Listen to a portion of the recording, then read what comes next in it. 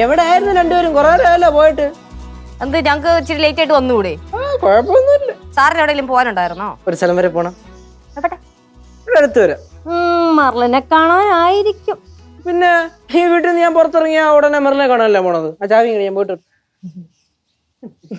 കേശു, ഓ ഞങ്ങള് ജംഗ്ഷനിൽ ചായ കുടിച്ചോണ്ടിരുന്നപ്പോഴേ ഓ ഒരു ഐഡിയ തലയിൽ ഉദിച്ചു. ചായ കുടിച്ചോണ്ടിരുന്നപ്പോഴാ? അപ്പൊ ചായ കുടിക്കാൻ ടെൻഷനിൽ പോയേ? ബെസ്റ്റ്. നമ്മൾ സീരിയസ് ആയിട്ട് ഒരു കാര്യം പറയാൻ വന്നപ്പം അവന് ചായ.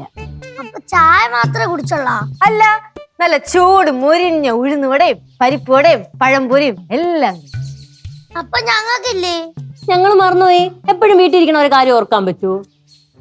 பாரு, நீ வருத்தப்பட வேண்டாம். சாயங்காலமே உனக்கு முறுமுறான்னு வாழைக்காப்பம் நான் செஞ்சு கொடுக்குறேன். ആ അത് പഴംപൊരിയിലോട്ട് പോയി. ഞങ്ങൾ പറയുന്ന സീരിയസ് ആയിട്ട് കേക്ക്.